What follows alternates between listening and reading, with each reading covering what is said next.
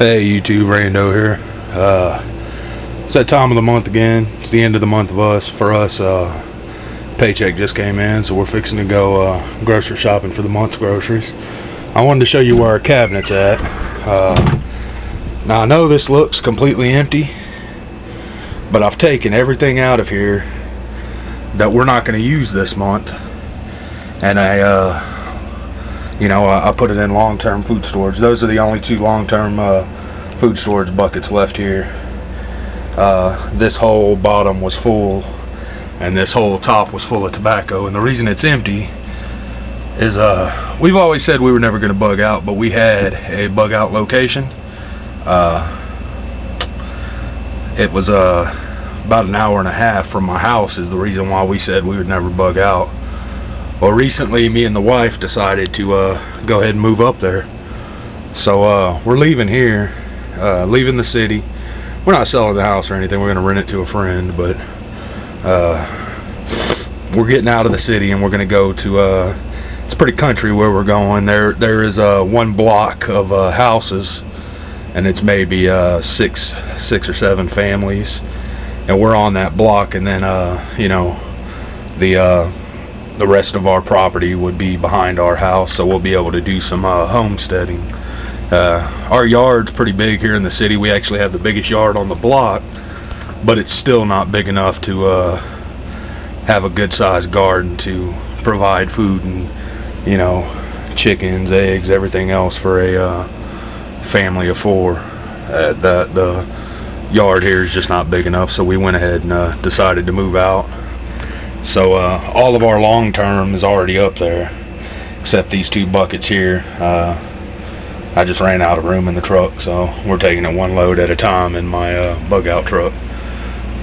But this is end of the month.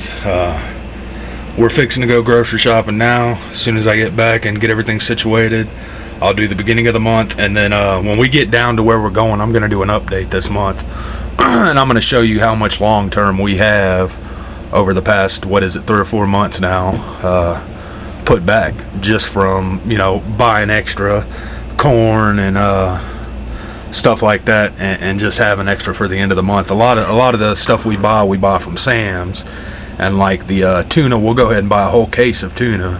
It will only use 2 or 4 out of it, so we still have 6 to 8 tunas left. We buy the 4 packs of salmon meat, canned salmon rather. We use 3 of them in 1 meal, so we always have 1 left over at the end of the month, and all that goes into long term.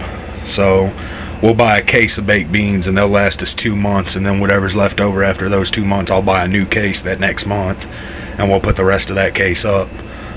Actually, we'll leave it out, and we'll take the new case and take that many cans out and put that up. So that's how we rotate it, by the way. And my long-term buckets, I write the expiration of the first thing to expire in the bucket right there. And in this bucket, it just happens to be rice. So this bucket, this expiration isn't correct. I'm not going to open this bucket just because the rice is coming up to expire. Hell, they tell you rice will only last a year, and if you store it right, you can get 20 years out of rice. So yeah, we're gonna do that, and we do have some oats left out. The big thing you saw last month of the oats, that's already up there in long term. It's put up. We won't open that for a couple years. Then we'll open it and use it and buy a new one and put it up. And back there we have a 2 liter of some pinto beans, a little bit of dry milk. This right here, we're going to start making our own, so this will be the last time I'll buy brown sugar. I use it a lot in my barbecue spices and bacon, oatmeal cookies, shit like that. I've got lots of sugar, but we're going to go ahead and buy another big bag of sugar. And I've got 2 or 3 2 liters in long-term food storage. Let me show you, while I have you here, how we do long-term. And it's really not proper, but it does work. And this is going to get used, so it's no longer long term. This is flour right here. Flour, if you do it properly, you can get flour to last at least, 8 years, but I know the number 10 cans of flour last 10 years, so the expiration date on them is actually 10 years, so you can't always believe the expiration date on the bag. But we just slip a, don't think I have any handy, let me see, yeah.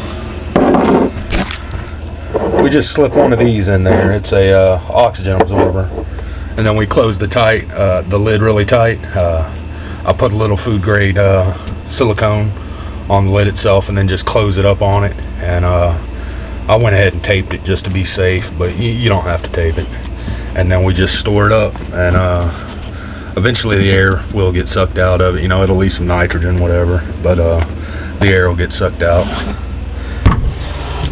And we have probably 4 of these now in long term. I was getting to where we buy one every month. I'm going to buy some pancake mix this month, but I'm not buying no pancake syrup, because I'm in belief right now that we have a year's worth of pancake syrup put up, so we're not going to buy any more. When we run out of this, we'll buy one, and we'll switch them out with the ones that are in long term. So, alright YouTube, thanks for watching. I'll be back with the beginning of the month update.